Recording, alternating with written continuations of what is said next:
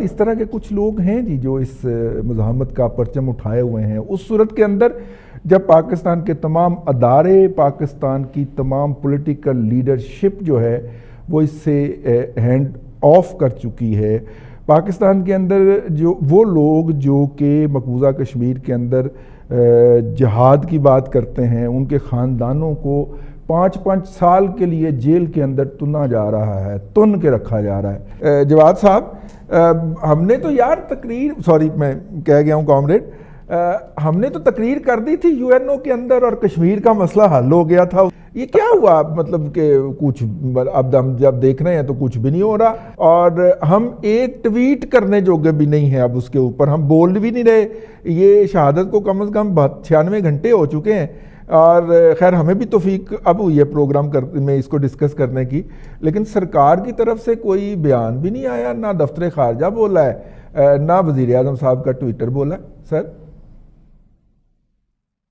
دیکھیں، پہلے تو آپ نے جب یہ کہا ہے نا کہ وہ جو تقریریں کرتے تھے اور مسئلہ حل ہو جاتا تھا یا ہو جانا تھا، تو میں ہنسا ہوں، لیکن ساتھ ہی آپ نے جو آگے بات کی ہے، میں ہنسنا تو چھوڑیں، میں بہت زیادہ دکھ میں چلا گیا.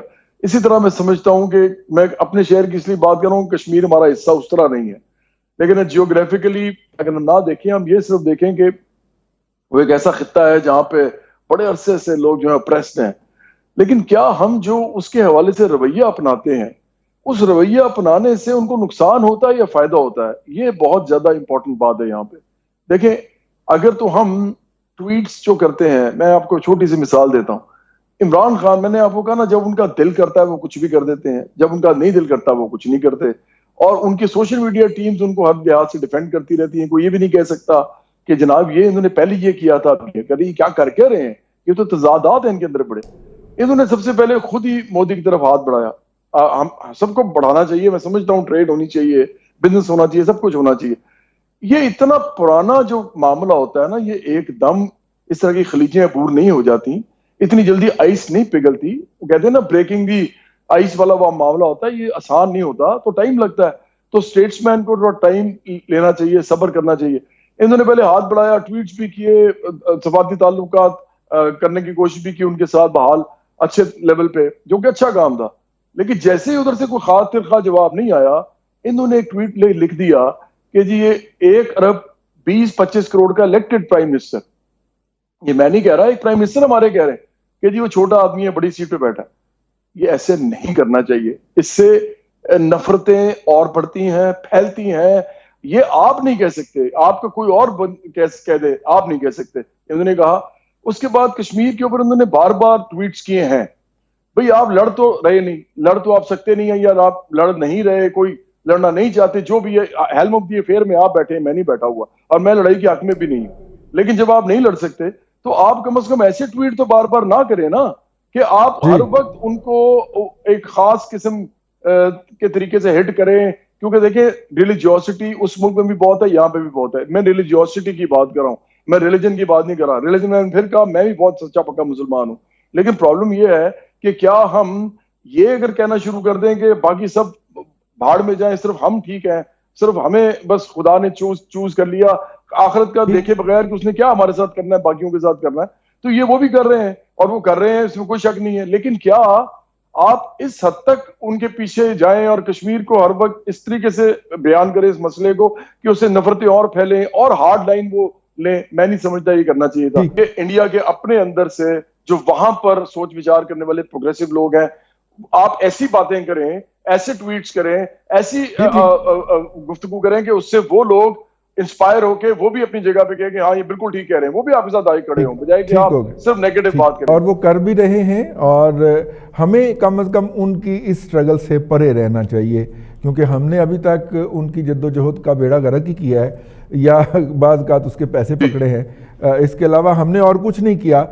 ہم نے ہمیشہ اپنی مرضی کی ہے، جس کی قیمت ان کو بھگتنا پڑی ہے. ممتاز بھٹی صاحب، یہ جو ایشو ہے اس وقت، اور ہم اپنی طرف سے ہم نے تو قومی متحدہ میں تقریر کر دی تھی، کشمیر آزاد ہو گیا تھا. اب یہ پتہ نہیں اب کیا ہو رہا ہے. اسلام آباد میں سمجھ آ رہا ہے جی یہ کیا ہو رہا ہے؟ ارے پہلے تو یہ جو ہے دعائیں کرتے پائے گئے تھے کہ مودی کو پرائم منسٹر بننا چاہیے انڈیا کا. اس کے بعد پھر جو ہے وہ ٹیلی فونیں کرتے پائے گئے, آگے سے اٹھایا نہیں گیا. پھر جو ہے وہ غصہ نکالتے پائے گئے کہ جناب یہ بندہ بڑا چھوٹا ہے, اور کرتے کرتے یہاں تک سٹیج لے آئے جو آج جس کا ہمیں سامنا ہے. یہ جتنے بھی سوشل میڈیا کے ریجنل سرورز ہیں وہ نئی دلی میں یا انڈیا میں پڑے ہوئے ہیں. آج تو بہت ہی کمال ہوا نا کہ ہمارے جس دوست نے بھی پچھلے 24 گھنٹے کے اندر اس موضوع کے اوپر فیس بک کے اوپر پوسٹ کی ہے, اس کا اکاؤنٹ ہی اڑا دیا ہے. ہمارے پروڈیوسر صاحب کا اکاؤنٹ بھی اڑ گیا ہے جی, وہ کافی پی کے اپنا غم غلط کر رہے ہیں اس اکاؤنٹ کا, وہ ان کا اکاؤنٹ بھی اڑ گیا جی. تو آپ اندازہ کریں کہ وہ کس پلاننگ کے ساتھ روب عمل آ رہے ہیں. مودی صاحب جو بھی ہیں, لیکن ان کا جو کارپوریٹ سیکٹر ہے اور ان کا جو مڈل کلاس ہے وہ ان کو اون کرتی ہے. آپ اس صورت کے اندر میری تو بنتی ہے, عرض ہے کہ پاکستان جو ہے وہ کشمیریوں سے پیچھے ہٹ جائے, پاکستان ان کی حمایت ترک کر دے, کیونکہ 70-72 سال میں کشمیریوں کا اس حمایت سے کچھ بنا نہیں ہے. ویسے تک بات ہے وہ ترک کرنے کی ضرورت ہی نہیں ہے, وہ سب کو نظر آ رہا ہے کہ ہم کس در بیٹھے ہیں, کس جگہ پہ جا رہے ہیں, ہم کیا کر رہے ہیں. آپ کر کیا رہے ہیں جو ترک کریں گے؟ رضوان صاحب عرفان ایک منٹ, آپ کر کیا رہے ہیں جو ترک کریں گے؟ یار آپ تو کچھ کر ہی نہیں رہے, بس یہ مان لینا جی کہ ہم کچھ نہیں کر سکتے. اور دوسری بات یہ ہے جی کہ کشمیریوں کو اگر اپوزیشن سمجھ لیں تو پھر دیکھیں ٹویٹس کتنے آتے ہیں, فیس بک بھرتی ہے کہ نہیں بھرتی ہے, لائکس ڈس لائکس یا پتہ نہیں کیا کیا. میں تو وہ استعمال نہیں کرتا, آپ کو پتہ ہے, آپ بہتر طور پہ اس پہ دیکھ سکتے ہیں. اس کو اپوزیشن سمجھ لیں تو ان کے اوپر کم از کم ان کے حق میں نہیں تو ان کے مخالف ٹویٹ کر دیں, کوئی بات نہیں, کم از کم کام تو چلے گا نا. پھر انڈیا بھی اچھلے گا. انڈیا, ایک بات آپ ذہن میں رضی صاحب, ہم بار بار بھول جاتے ہیں کہ وہ ہمارا 1947 سے دشمن نہیں ہے. وہ تب سے دشمن ہے جب سے بر صغیر بنا, جب سے مسلمان یہاں پہ پیدا ہونا شروع ہوئے. محمد بن قاسم سے دشمن, بالکل ایسا ہی ہے وہ. اب وہ پتہ نہیں کب سے شروع ہوا ہوا کام, اس دن سے ہی ہمارا دشمن ہے. وہ کبھی بھی مسلمان کو وہ نہیں مانتا, اور پاکستان کو تو وہ کبھی بھی نہیں مانے گا, کیونکہ وہ ان کو آج بھی یہی دکھ ہے کہ جی یہ ہمارے سے نکل گئے, یہ بنا کیسے, جس کو وہ پنجابی میں کہتے ہیں اڈ کیوں ہوئے, یعنی الگ کیوں ہوئے. تو وہ تو اس کو نہیں مانتے ہیں. وہ تو پارٹیشن کو آج تک لوگ جو بزرگ ہیں وہ نہیں ماننے کو تیار ہیں. تو کہتے ہیں جی کہ ہمارا حصہ تھا, رہے گا اور ہم اس کو واپس لیں گے. آپ کے کزن تو اب بھی ادھر ہیں اور الیکشن بھی لڑتے ہیں. جی بالکل ہیں, میرے بڑے قریبی عزیز ہیں جو بٹالے سے الیکشن لڑتے ہیں, وہاں پہ سارا کچھ ہے. ہمارے وہاں پہ ابھی تک نام بھی ڈیوائیڈڈ فیملیز, زمین کے اوپر وہ جو وہاں پہ ریکارڈ چلتا ہے اس میں نام ہے میرا بھی اسٹل. اچھا, ظاہر ہے ہماری چوتھی پشت مسلمان ہیں, میں چوتھی پشت سے ہوں, لیکن پرابلم یہ ہے کہ کیا ہم نے کشمیریوں کے لیے کبھی سیریسلی کچھ کیا؟ تو اس کا جواب جو ہے وہ میرے پاس تو نہیں میں ہے. چلیے, ہم نے کبھی کچھ نہیں کیا.